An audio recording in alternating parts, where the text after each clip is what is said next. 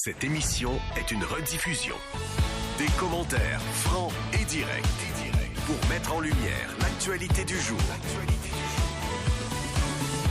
Sur le réseau Cogeco Média, vous écoutez L'Agacé le matin, en rediffusion.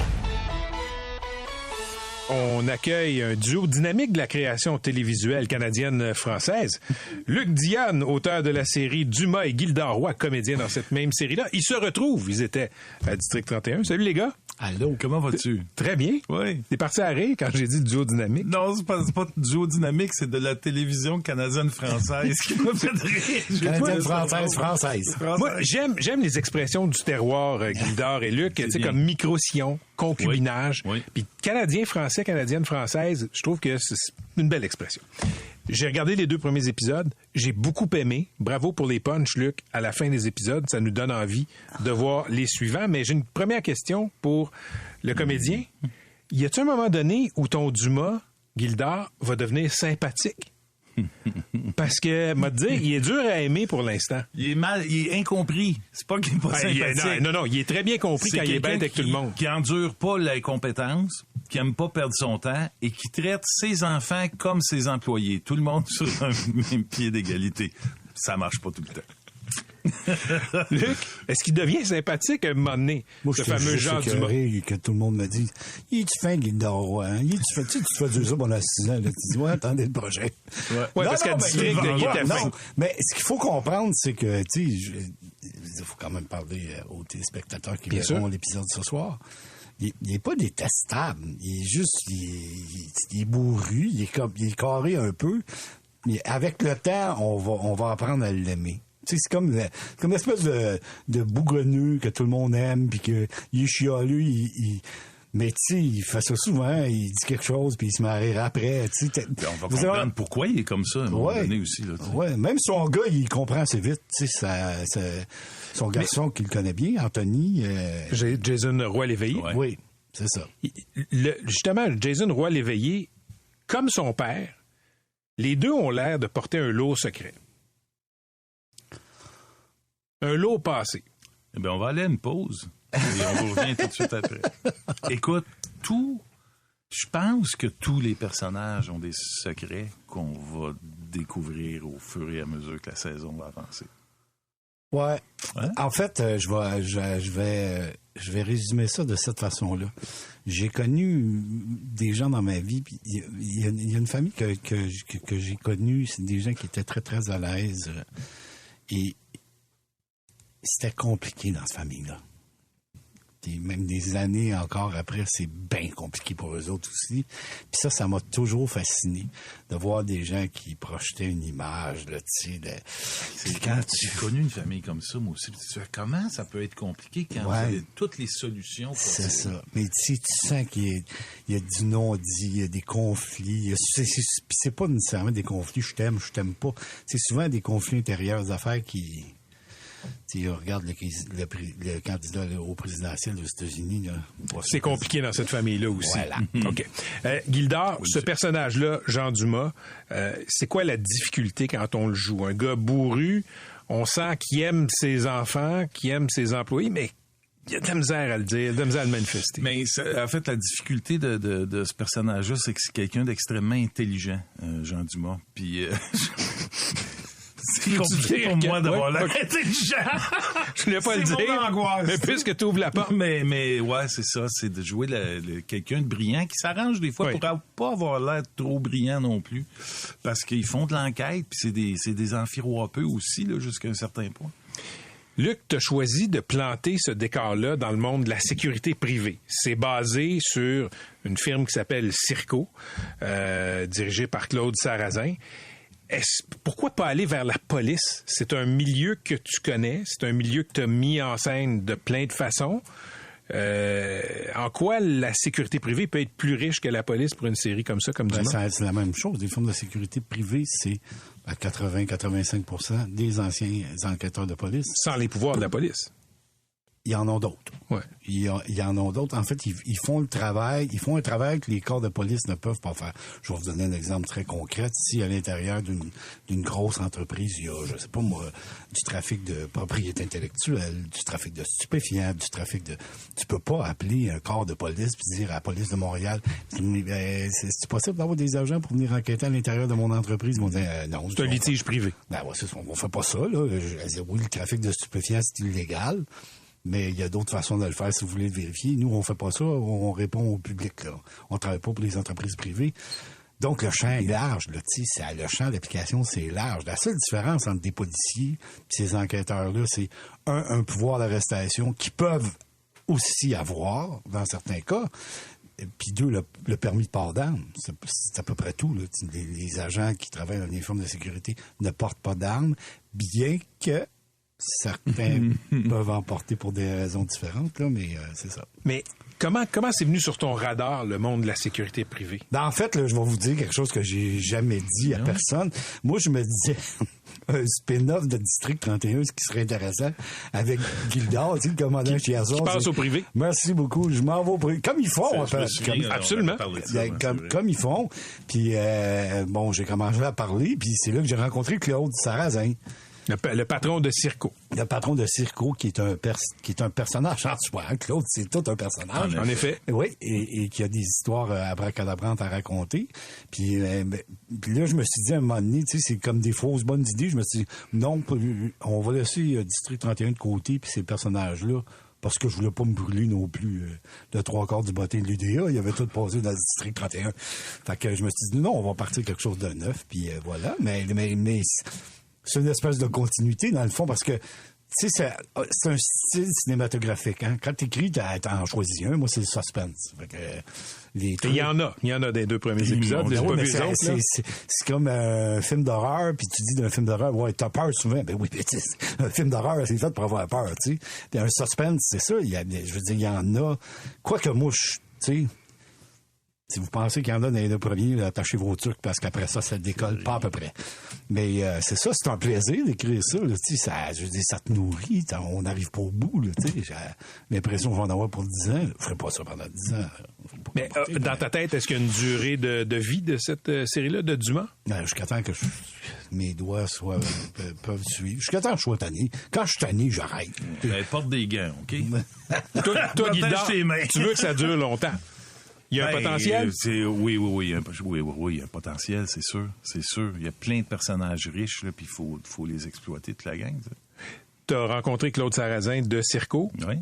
Qui vient de tout près d'où j'ai été élevé. On est allé à la même école secondaire. T'étais à la même école. Et on a calculé que moi, quand je chantais dans les clubs, je chantais dans un club dans son village où, quand il était adolescent, puis probablement qu'il m'a vu chanter. Dans ce club-là, on était rendu là dans nos recherches. Qu'est-ce qui te fascine dans le monde de la sécurité privée où tu te dis, ça va être le fun de jouer un personnage comme ça? La ligne. Quand est-ce que tu la dépasses? Quand est-ce que tu la dépasses pas? Comme la police, un peu. Comme la police, un peu, mais eux autres, il y a peut-être un petit lousse de plus. Comme? Ben, ils sont pas régis par les mêmes lois, ils sont régis par des lois. Il y a des règles, tu sais, mais c'est pas les mêmes. Ils se font dire par les policiers, des fois, fais pas de l'entrave à mon enquête. Exactement, puis ils disent la même chose aux policiers. Il y a un échange là, qui est super intéressant aussi. T'sais. Jouer des polices, parce que même s'il est dans l'enquête privée, c'est un ancien policier, là, ce monsieur Dumas. C'est un ancien militaire. C'était pas un ancien policier? Dumas, c'est un ancien militaire. OK. Jouer des types comme ça, la loi est là, la discipline, c'est pas très proche de toi. Non, mais tu me sembles être un gars easygoing, plus musicien, plus latin. Tu comprends ce que je veux dire? Il y a le regard. Mais un n'empêche pas l'autre. T'as pas l'air content que je te pose cette question-là. Mon père, c'est un soldat. J'ai été élevé par un soldat. Mais t'es pas soldat. T'as pas été soldat. Non, j'aurais aimé ça. J'ai voulu entrer dans les forces, l'Air Force, mais je pouvais pas à cause de mes yeux. Mais j'aurais aimé ça faire ça. Donc, c'est pas si loin. Pas si loin que ça. T'as pas peur d'être identifié un peu? Je pense à l'âge où t'es rendu, puis au stade de ta carrière, tu vas me répondre non, mais quand même, un rôle marquant dans le District 31, je pense que celui-ci va l'être aussi. Ben, on verra bien, t'es bien gentil de dire ça, mais au point où je suis rendu, si je suis identifié pour les quelques années de jeu qui me restent, c'est pas si grave que ça. Mais moi, j'ai fait des polices puis des bandits dans ma carrière. Ah oui, Requiem pour un beau sans cœur. C'est pas étonnant parce que le nombre de policiers, parce que j'en ai rencontré des policiers dans les tournages qui m'ont dit, si j'étais pas devenu policier, je sais pas comment j'aurais viré. La ligne. C'est une ligne. Parlant de ligne, hein, c'est ça. Ouais. Des fois, il y a des gens qui disent que les policiers ont fait des bons bandits et vice-versa. Exactement. Ils le disent eux-mêmes parfois. T'sais. Luc, c'est une série hebdomadaire, Dumas. Oui. District 31, c'était une quotidienne qui a marqué. Ton muscle d'écriture, est-ce que ça a été difficile de l'adapter? J'en fais 2 en même temps. Je fais Dumas, puis je fais l'appel. Puis là, j'ai un autre projet qui s'en vient, tu sais. 50% de rabais, si t'en achètes 2, c'est tout le même prix. Tu sais, à un moment donné, je vais aller m'étendre sur un divan, m'a psychosé, parce que j'aime ça écrire. Je suis bien quand j'écris. Qu'est-ce que tu veux? Je vis dans ma tête avec mes personnages. C'est bien le fun, c'est bien correct. T'es pas en chicane avec tes personnages comme Dumas est en chicane avec tout le monde? Souvent, j'écris des... Souvent, j'écris des lignes pour Dumas, puis je me marie, je me dis, oh, ben. Puis je trouve ça drôle, parce que je sais comment il va y sortir, tu sais. Avant de vous laisser aller, Luc Dionne et Gildor Roy, Gildor, tu as fait une chronique ici où tu parlais de sport. Ouais. Et là, on vient d'apprendre que le nom de l'équipe montréalaise de hockey féminin, c'est La Victoire. Ouais. Réaction? OK. Il y a personne dans ce meeting-là qui s'est dit, OK, fait que si on a une série de 3 défaites, ça va être quoi le titre dans le journal? Une autre défaite pour La Victoire? Come on! Bon punch pour finir. Ça commence ce soir à Radio-Canada. Juste avant qu'on quitte, Pat, t'aurais pas reçu le rapport du Bureau des enquêtes indépendantes? Pour le projet A? Pour un projet, oui. On l'a cherché avec un ancien animateur. Je le cherche encore. Si jamais tu le reçois, tu m'appelleras. Je te promets que quand il va sortir, on va appeler Paul, on va t'appeler, vous allez discuter, on va vous écouter. Tout ce que j'ai vu sur l'UPAC, mon cher Luc Dionne, c'est que M. Godreau, le commissaire, s'en va comme sous-ministre. Ben, c'est drôle. C'est un drôle d'annonce, hein? C'est tout le temps qu'on avait. Merci. Luc Dionne, Gildor Roy, ça commence ce soir, ça s'intitule Dumas. Et c'était à Radio-Canada. Merci, les gars. Merci. L'Agacé le matin, en rediffusion. Comment décrire mon prochain invité? Ben, Olivier Primo est entrepreneur, influenceur, copropriétaire du désormais défunt Beach Club de Pointe-Calumet. Et c'est un gars intéressant, intéressé et controversé aussi. Salut, Olivier. Comment ça va? Bien. Toi? Très bien. Le Beach Club, c'est fini? De Nouilles. Nouilles? Ça faisait quoi, Nouilles? Mais je l'ai annoncé, hein. C'était la fin comme on le connaît. Fait que j'ai bien hâte de vous annoncer ça avec mon équipe. On travaille là-dessus en ce moment-là. Mais... OK, j'ai lu là, que tu veux pas le dire. Là, je veux pas essayer de te le faire dire, mais... Je peux te donner un peu de scoop. Là, mais donne-moi un indice sur ce que sera la suite. En fait, on entend plein de choses. Là, un resort, un ci, un ça.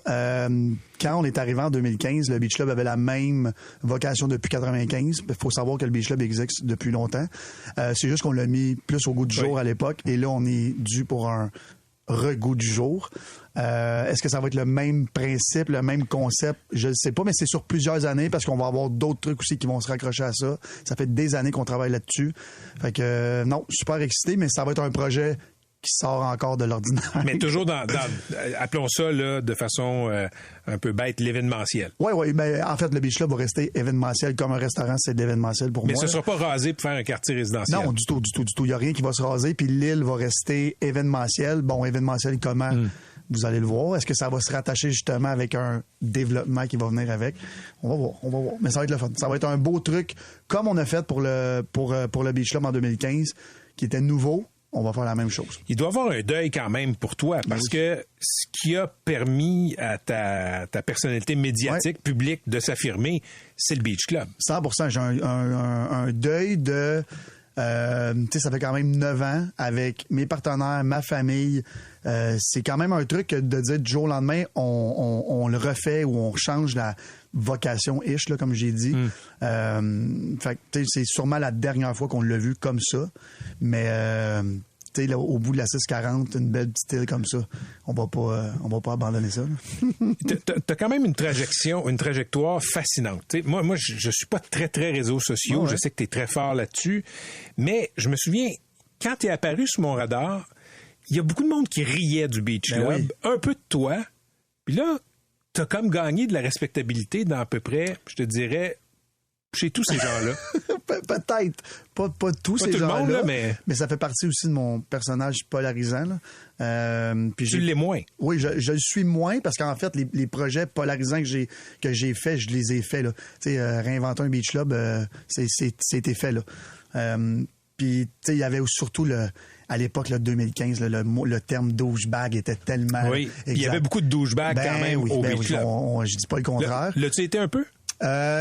Douchebag, faut pas tailler des gros muscles, tout ce que j'ai pas. Fait que, non, je sais pas si j'ai été douchebag.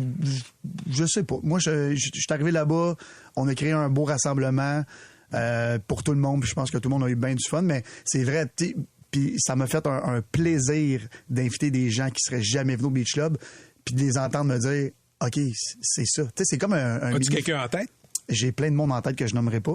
Mais, j'ai eu beaucoup de nouvelles clientèles. Mais c'est sûr que le Beach Club m'a permis d'être qui je suis en ce moment, puis de toucher à tout, puis d'avoir l'attention justement des gens qui avaient des beaux projets à me proposer, puis tout ça. Puis ça m'a vraiment amené à un autre niveau. Là, tu te lances dans le commerce de l'eau, Olivier. Oui, encore une fois. En fait, Mais tu veux embouteiller l'eau? Non, du tout. C'est vraiment pas notre but.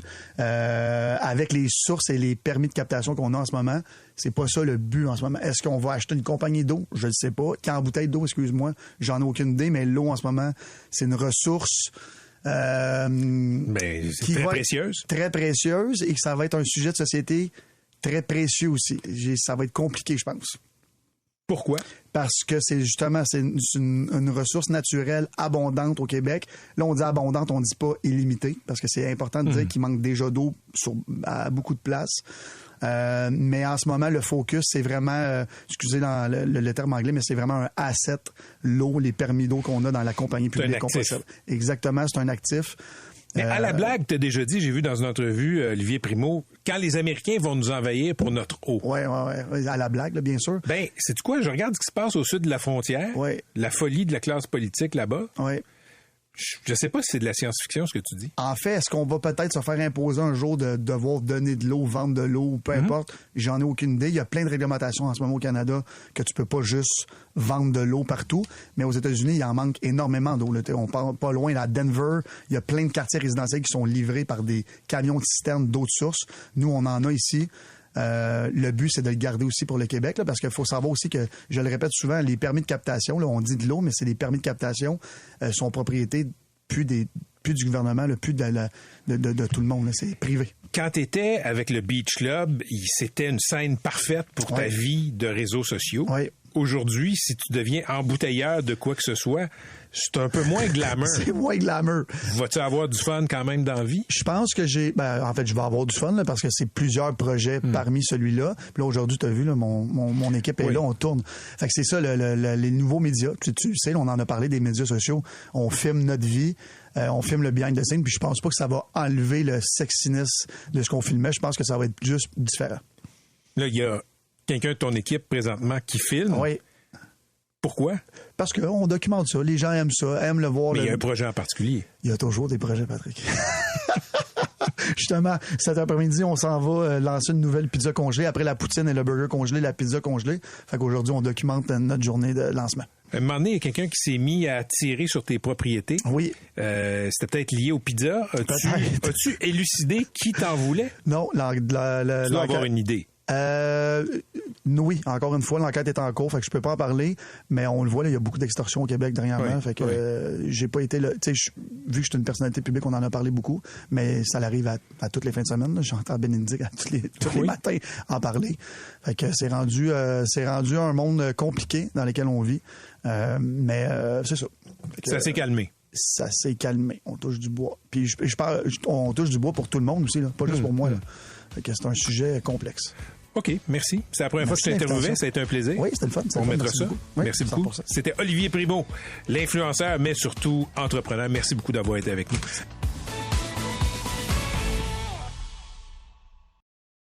En rediffusion sur le réseau Cogeco Média. Vous écoutez L'Agacé le matin.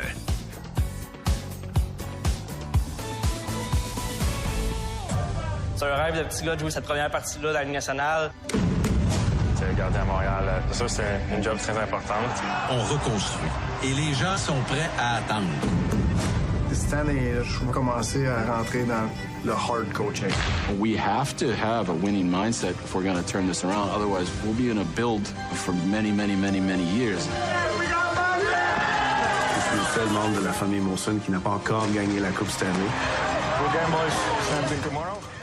La reconstruction au cœur des Canadiens de Montréal, c'est un extrait de la bande-annonce de cette série qui va être disponible sur Crave dès le 18 septembre. Le réalisateur de cette immersion dans la vie des Canadiens de Montréal qui a pu filmer les coulisses avec son équipe, il s'appelle André Saint-Pierre. C'est un de mes amis. Salut André. Bonjour Patrick. Salut André. André, depuis un an, j'ai l'impression de parler à quelqu'un qui travaille pour la direction du Canadien, qui me raconte comment ça se passe, qui me raconte où il filme, qui me raconte comment c'est pas toujours facile de gagner l'accès au vestiaire, etc. Es-tu content de présenter ça enfin? Ben oui, c'est sûr que c'est le fruit d'un an de travail. Puis c'est l'acclimatation à cet écosystème-là qui, dès le départ, là, je veux dire, t'as l'espace et le temps. T'as pas beaucoup d'espace. Il faut que tu te colles ces murs parce que les joueurs débarquent, à tout moment. Et le temps, les entrevues des 5 minutes puis des 10 minutes dans la saison, il y en a pas beaucoup, les joueurs et les dirigeants. Okay. André, on sait que les organisations sportives aiment contrôler le message. Puis je sais qu'il y a des auditeurs, des auditrices qui se posent la question, est-ce que tu as été censuré quand tu as eu accès à l'organisation du Canadien? Écoute, les Canadiens, on le sait là, qu'il y a une culture du secret dans le sport. On parle toujours des blessures au milieu du corps, au bas du corps, etc. J'ai pas eu accès à la clinique médicale. Ça, c'était interdit, donc c'était off limits. Là. Mais sinon, la seule préoccupation des Canadiens, c'était de ne pas révéler des stratégies de jeu dont les autres équipes pourraient profiter. Par exemple, ou aussi pendant le trade deadline, là, parce que j'ai passé 2 jours à la date limite des échanges. Tu parles comme eux autres? Ouais. Ben, c'est ça, je parle comme eux autres parce que je peux pas filmer le power play. Regarde, la première fois que je vais filmer le power play, là, le coach, il m'attend. Moi, je pense que je rentre puis je vais filmer le meeting de jeu de puissance. Le coach m'attend avec ses yeux comme ça. Puis il me dit, quels yeux? Qu'est-ce que tu veux dire? Les yeux de Maurice Richard, là, les yeux genre du gars qui fait peur, qui faisait peur à tout le monde sur la glace. Là. Et il me dit, tu vas pas filmer ça. Tu rentres pas ici. Mais par la suite, on a réussi à établir une stratégie qui fait que je peux filmer, mais pas tout, et pas tout révéler non plus, de manière à pas donner des secrets aux adversaires. Parce qu'il y a une séquence, c'est drôle que tu parles de ça, André, parce que dans le premier épisode que j'ai visionné hier avec plein de collègues, il y a Martin Saint-Louis à un certain moment dans cet épisode-là qui parle à Alex Burrows dans le bureau et qui lui dit la position des joueurs sur la glace en avantage numérique. Mais t'as vu que le tableau, il l'a caché. Oui, non, je sais. Il a mis le tableau de dos à la caméra. Mais quand même. Puis là, il dit, bon, si Suzy bouge là, puis si Cole se met ici, ça donne de la place à tel autre joueur. Mais là, tu vois pas la position. Fait que, mais il y a des moments comme ça qu'on a réussi à conserver. Non, puis ça, on comprend ça, là. Hein? Toute entreprise a ses secrets, etc. Si tu faisais une immersion avec la police, on ne te donnerait pas tous les trucs des enquêteurs. Si j'en faisais une ici, dans vos meetings du matin. On t'ouvrirait toutes nos portes. Ben ouais, on te dirait tous nos secrets, André. J'en suis sûr. Mais André Saint-Pierre, je le rappelle, bon, t'es réalisateur de cette série, la reconstruction au cœur des Canadiens de Montréal, une saison dans les coulisses du Canadien, gagner la confiance des protagonistes. Parce que c'est une chose que le propriétaire, la direction disent, oui, ça nous intéresse, nous, de faire comme le FC Barcelone, de faire comme d'autres grandes équipes, on ouvre les portes à une équipe de tournage. Mais les joueurs, le personnel d'entraîneur, eux autres, ils devaient quand même te voir arriver comme un chien dans un jeu de quilles. C'est sûr que le début, je dirais qu'on s'est habitué à notre présence. Mais au départ, après, par exemple, une défaite au Madison Square Garden, quand les dirigeants vont s'enfermer dans une petite pièce, je te dirais que Kent Hughes nous tient la porte, là, puis on réussit à se faufiler. Mais l'entraîneur, encore lui, il nous regarde de travers, un peu genre, qu'est-ce que vous faites là? Même chose avec les joueurs, quand on rentre dans le vestiaire entre la 2 puis la 3, puis qu'on vient de se faire égaliser, les joueurs au début, je te dirais au début de la saison, se demandaient un peu, mais c'est qui eux autres? Sauf que au fil de la saison, oui, ils se sont habitués, puis on a fait un pacte, là, si tu veux, un pacte de regarder, là, il y a des choses, je veux dire, des joueurs qui se promènent en petite tenue et tout ça, il y a des affaires visuellement, puis à l'audio, qu'on préserve, là, parce que c'est pas utile, là. André, je te connais, je l'ai dit, t'es un de mes amis, on s'est connus au Franc-Tireur il y a 20 ans, donc je t'ai vu aller, je t'ai vu faire T'as pas changé, Non, toi non plus. Je t'ai vu faire du reportage dans toutes sortes de contextes. Là, c'est particulier. D'abord, c'est probablement l'institution la plus admirée au Québec, le Canadien de Montréal. Et l'autre affaire, t'es un amateur de hockey. T'es un fan des Nordiques de Québec. Ils reviendront pas. Qu'est-ce que t'as appris? Qu'est-ce que tu comprends mieux de la game, entre guillemets, maintenant que tu as passé un an dans les coulisses du Canadien? Bon, d'abord, c'est sûr que si les gens pensent que les dirigeants et les joueurs n'en ont cure de la victoire, là, quand ils vont regarder la série, ils vont se rendre compte que tout est dirigé vers la victoire. Là, en ce moment, on est dans une posture de patience. Le club était dans une posture de patience, Jeff Gorton, Kent Hughes, mais ils sont extrêmement compétitifs. Et ils voudraient gagner tout de suite, mais il n'y a pas de raccourci. Alors, je pense que l'ouverture que les Canadiens ont manifestée, là, c'était pour montrer que le fameux plan, ils le respectent et ils le vivent. Et je constate des choses comme Jeff Molson qui me dit qu'il n'arrive pas à dormir après une défaite ou lorsqu'un joueur qui est blessé ou même après une victoire émotive, il dort pas.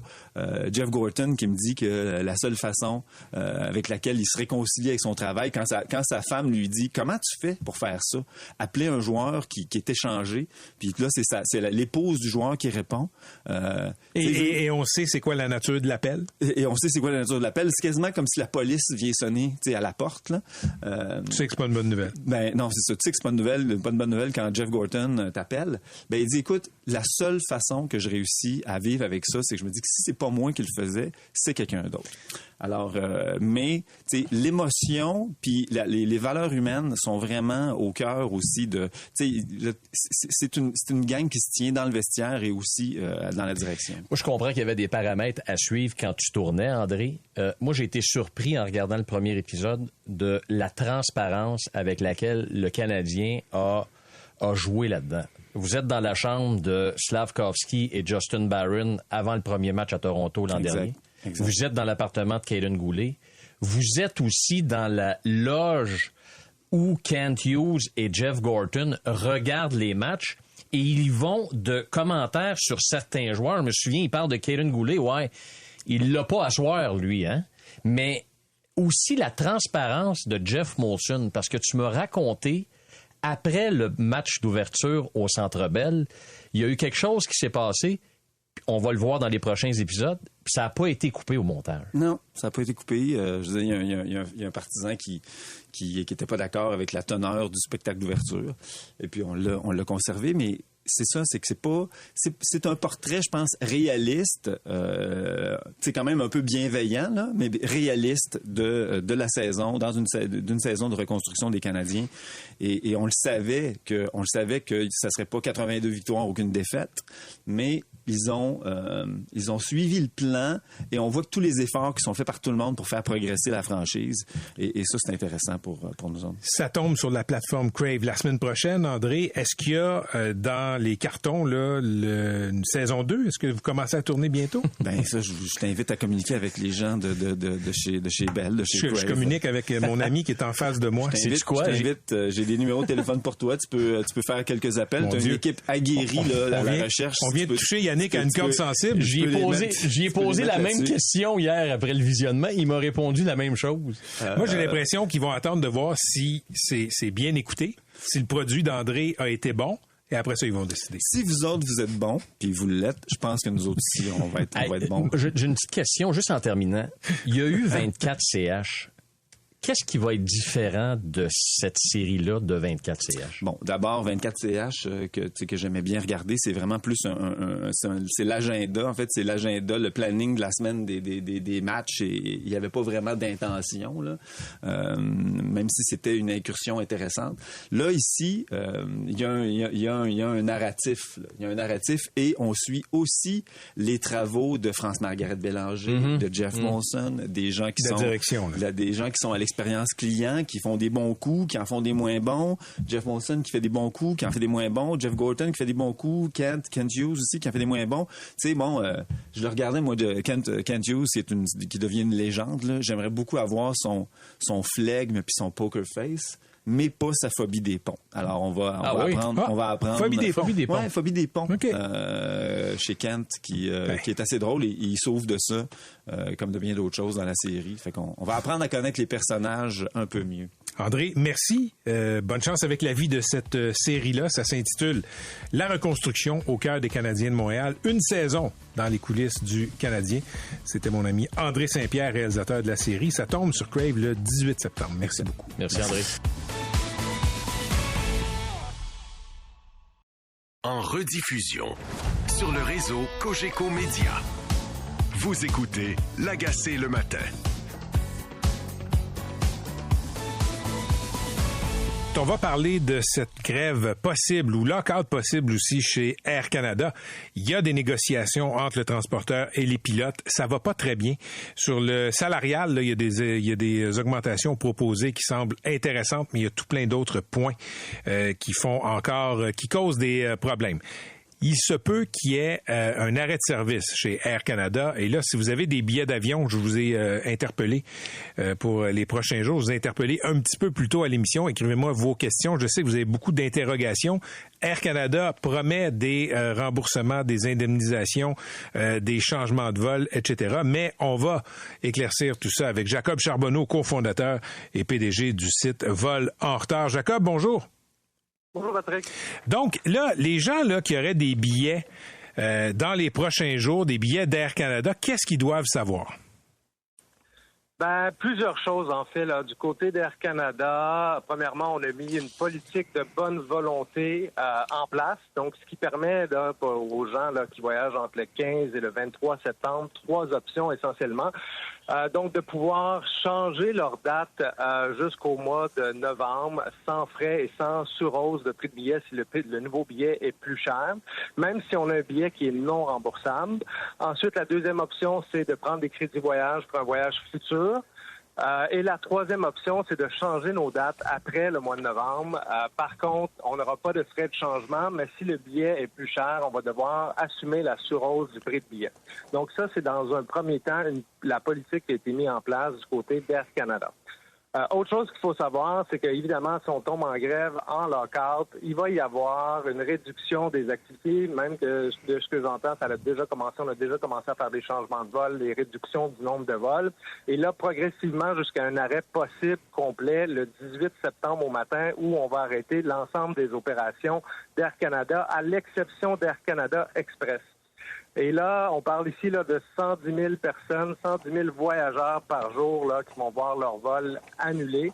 Ça, c'est 24 000 Canadiens qui veulent rentrer au pays à tous les jours, 15 000 visiteurs qui veulent retourner chez eux dans un autre pays qui vont être pris. OK. Il y a quelques questions des auditeurs, Jacob, là, dont en voici un. C'est un cas spécifique. Peut-être qu'on aura une réponse. Donc, vol direct vers Venise en Italie le 17 septembre. Ça, c'est la date, je pense, la date butoir où le conflit risque d'être déclenché. La politique dite flexible est assez restrictive. On nous propose de devancer d'une semaine avant le 15 septembre ou déplacer après le 23 septembre. Nous avons des engagements en Italie, donc pas beaucoup de flexibilité. On a des billets non remboursables. On se retrouve avec la possibilité de déplacer nos billets sur des vols différents, car 4 bookings différents et d'arriver en Italie à des journées différentes. Quels sont nos recours? Bon, évidemment, dans une situation comme celle-là, il n'y a pas beaucoup de recours. Il y en a quelques-uns. Évidemment, là, dépendamment de ce qui va arriver, je sais aussi qu'Air Canada a pris quelques ententes avec d'autres transporteurs pour pouvoir reprotéger certains passagers. Par contre, la capacité étant limitée, c'est pas tous les passagers qui vont pouvoir être reprotégés sur d'autres transporteurs aériens. Donc là, ici, on parle de bookings différents ou de réservations différentes, donc ils vont arriver à des journées différentes. Possiblement, ils vont avoir des frais. Possiblement, ils vont perdre certaines obligations là qui étaient prévues. Donc, d'un premier temps, comme ils vont voyager dans ce cas de figure-là, c'est de regarder avec leur assureur si, il y a certains frais qui peuvent être remboursés. S'ils ont passé par l'intermédiaire d'une agence de voyage au Québec, il y a le FICAV qui peut aussi aider si on a eu des dépenses occasionnées. Il y a la Convention de Montréal pour les vols internationaux aussi qui permet d'aller chercher certains remboursements de dépenses. Donc là, il y a quelques options. Évidemment, là, ça risque d'être très chaotique pour ces voyageurs-là. Mais Jacob, généralement, est-ce que les assurances voyage vont payer s'il y a un conflit de travail, s'il y a un dommage qui est subi, là, des pertes subies par les voyageurs parce qu'il y a une grève ou un lock-out? En fait, ça dépend beaucoup de la protection qui a été achetée. Beaucoup de protection d'assurance voyage, c'est pour quand le voyageur ne peut pas voyager, pas nécessairement quand le transporteur n'offre pas ou déplace le voyage. Donc, il faut vraiment regarder quelle est la protection que les passagers ont accès, soit via leur carte de crédit, soit via une assurance qui aurait été achetée au moment du voyage. OK. Autre question d'une auditrice cette fois-ci. J'ai un vol qui part le 19 septembre. C'est un vol d'Air Canada, mais sur mon billet, c'est indiqué que l'opérateur est Lufthansa.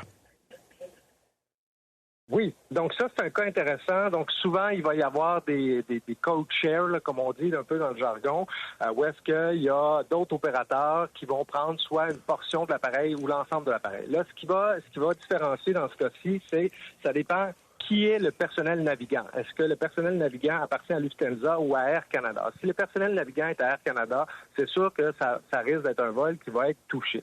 Par contre, comme ce client-là fait affaire avec Lufthansa, ça risque d'être beaucoup plus facile de se faire reprotéger, Lufthansa ayant d'autres options que Air Canada qui va voir l'ensemble de ses opérations touchées par la grève.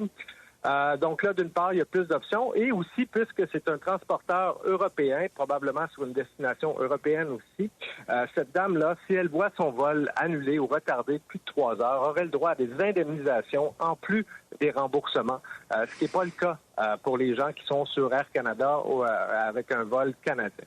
OK. Autre question. Là, j'ai un vol pour Londres le 23 septembre. Je peux pas le déplacer. Tous les vols vont être arrêtés s'il y a une grève. Ça, tu nous l'as dit. Cependant, les gens qui sont dans cette situation-là, qui se feraient rembourser, leur seule autre option, c'est d'acheter un autre billet sur une autre compagnie aérienne. Mais là, comme on est à peu de jours du départ, ça risque de coûter cher. Ça risque de coûter cher et il risque de pas y avoir beaucoup de vols disponibles. Donc, dans une situation comme ça, là, ce qu'on conseille aux gens, c'est d'être le plus proactif possible. Évidemment, si on peut être un petit peu flexible, là, si on a des dates arriver un petit peu avant, un petit peu après, il peut y avoir des coûts. Mais ça risque d'avoir un impact là, sur l'ensemble des transporteurs parce que là, Air Canada va reprotéger un certain nombre de passagers. Il y a d'autres passagers qui vont vouloir faire des démarches par eux-mêmes. Ça démontre clairement les lacunes du système canadien, là, avec un duopole, dès qu'une des grandes lignes aériennes canadiennes est touchée, qui dessert la grande majorité des vols, ça devient très, très problématique pour l'ensemble de l'industrie. Là. Je pense qu'il faut le dire, sortons un peu de la grève possible ou du lock-out possible chez Air Canada, Jacob Charbonneau. En Europe, c'est beaucoup plus réglementé. Il y a quelques années, là, j'étais parti en France avec Air France. Le vol avait été très en retard à Montréal et j'avais eu droit à un remboursement, une indemnisation qui était quand même assez importante, quelques centaines de dollars. C'est pas du tout le cas. C'est pas comparable au Canada, là. Pas du tout. En fait, la loi existe depuis beaucoup plus longtemps, donc les lignes aériennes sont beaucoup plus adaptées et elle est beaucoup plus, elle protège davantage les voyageurs. Donc là, dans un cas comme celui-ci, non seulement il va y avoir des remboursements, des reprotections, il y a beaucoup plus d'options de reprotection aussi en Europe parce qu'il y a plus de lignes aériennes différentes. Et en plus, on va verser les indemnités. Ce qui peut être le cas aussi pour les passagers qui voyagent avec Air Canada, qui seraient en Europe et qui verraient leur vol de retour touché par la grève, auraient le droit à une indemnisation en vertu de la loi européenne. Qu'est-ce qui explique cette différence-là? Pourquoi est-ce que au Canada, puis je pense même en Amérique du Nord, on n'est pas capable de protéger les voyageurs comme ça, comme on le fait avec les transporteurs européens? Ben, je pense qu'au départ, là, quand la loi a été mise en place, il y a eu beaucoup de lobby, d'une part, là, des transporteurs aériens qui se battent encore contre la réglementation qui est en place. Il y a des changements qui se font attendre, qui ont été annoncés depuis plus d'1 an par l'Office des transports pour une nouvelle mouture du règlement qui serait beaucoup plus harmonisée avec la réglementation européenne, qui se fait attendre. Ça devait avoir lieu l'hiver passé. C'est toujours pas en place. On n'en entend même plus parler. Donc, il y a beaucoup de travail à faire au Canada là, pour avoir une protection qui va être plus harmonisée ou du moins à la hauteur de ce qu'on peut voir au niveau international. Je voyais, Jacob, là, il y a quelque temps dans les médias, des gens qui ont demandé à Air Canada d'avoir des compensations.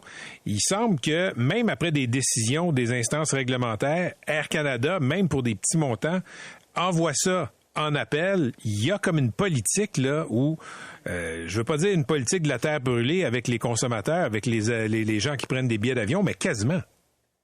Oui, en fait, la grande problématique, c'est quand on fait une demande, on doit faire la demande à la ligne aérienne qui, elle, est juge et partie. Donc, c'est elle qui prend la décision, puis l'argent sort de ses poches. Donc là, ce qu'on voit présentement, c'est qu'on refuse presque systématiquement les demandes d'indemnisation, sachant très bien que les gens vont devoir se revirer vers l'Office des transports du Canada, qui a plus de 74 000 plaintes en attente, avec des délais là, de 18 à 24 mois. Et si au final, ils obtiennent un jugement, très peu de gens vont aller jusqu'au bout des démarches, ils vont devoir payer le même montant qu'ils auraient payé maintenant. Merci, Jacob Charbonneau. Toujours un plaisir. Bonne journée. Je vous en prie. Merci.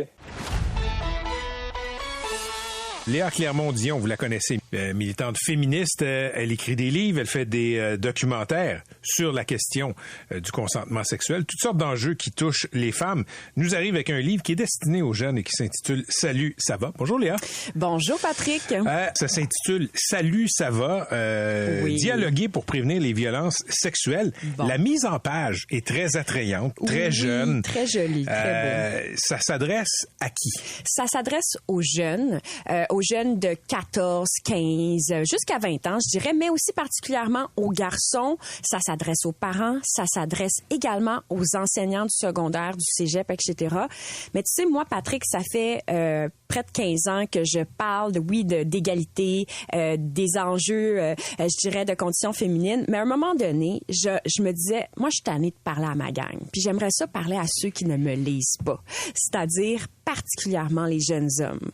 Parce que quand je vais dans les salons du livre, il y a beaucoup de jeunes filles qui viennent me voir puis qui sont déjà super conscientisées, puis je vais continuer de leur parler. Mais là, j'avais le goût d'entamer un dialogue avec des gars. Et depuis que j'ai eu mon fils, en fait, je me suis rendu compte finalement que peut-être que ce que j'avais appris dans les dernières années, je pouvais aussi le partager à un jeune public. Il y a des anecdotes dans le livre, justement, qui sont tirées de tes visites auprès de jeunes et de jeunes hommes. Oui. Par exemple, tu as été embauché par la Ligue de hockey junior majeur du Québec pour faire de la conscientisation auprès des jeunes des équipes. On sait qu'il y a eu des scandales sexuels dans le hockey junior. Sans mettre de lunettes roses, comment ça s'est passé? Pour ce qui est de la Ligue de hockey junior majeur du Québec, ça s'est passé en ligne parce que je pense que l'association n'avait pas les ressources nécessaires pour m'envoyer sur le terrain dans les Maritimes. Donc, c'est sûr qu'il y a une barrière avec le numérique qui fait en sorte que c'est peut-être moins chaleureux que, par exemple, mon expérience au CF Montréal où j'ai rencontré des jeunes joueurs les jeunes de l'académie. De l'académie, effectivement, en présentiel, j'aime pas ce terme. Mais par contre, j'ai ressenti que lorsque je présentais un extrait de « Je vous salue, salope » comme élément de conscientisation, quand je parlais de Raythea Person, qui est cette jeune fille qui a vécu un viol collectif et il y avait eu des images qui avaient été prises du viol et qui avaient été diffusées largement. Elle avait vécu de la cyber-intimidation. Et Raythea s'est enlevé la vie. Et il y a le père de Raythea Person dans le film qui raconte ça puis qui parle d'un système de protection finalement des agresseurs. Et quand je présentais ça aux joueurs de hockey, là, je sentais qu'il y avait vraiment un sentiment d'empathie qui se développait. J'avais l'impression que je leur parlais et que ça résonnait. Puis ça, c'était un apprentissage que j'ai fait dans les dernières années en travaillant justement en formation en pédagogie. L'émotion est très importante. Il faut sortir de la théorie. Il faut leur parler. Puis il faut leur expliquer aussi ce que c'est le consentement parce que c'est pas tout le monde qui le sait. Je me suis rendu compte que c'était mal compris comme notion. Ben, tu racontes dans le livre une visite dans une école secondaire. Oui. Et il y a des jeunes garçons qui disent, ben oui, mais là, écoute, même si la fille est saoule, c'est correct, on peut avoir une relation sexuelle avec elle. Exactement. Ou encore, il y a beaucoup de jeunes qui pensaient que lorsque quelqu'un dort, c'est pas grave, en fait, d'avoir une relation sexuelle avec quelqu'un. Mais le consentement n'est pas libre et éclairé si la personne est en état d'intoxication avancée ou d'intoxication tout court, ou si elle dort. Donc, c'est d'essayer de démystifier tout ça parce qu'on pense qu'ils savent, ces jeunes-là. C'est possible de prendre ces jeunes-là puis leur expliquer le consentement. Moi, je pense que c'est possible de prévenir des viols collectifs. Léa Clermont-Dion, merci. Bravo pour ce que tu fais. Le livre s'intitule « Salut, ça va ». Ça s'adresse aux jeunes, surtout aux jeunes gars. C'est une invitation au dialogue, je tiens à dire, et un dialogue non culpabilisateur. On est dans l'ouverture, il faut se parler. Pour l'avoir lu, ce sont les mots exacts.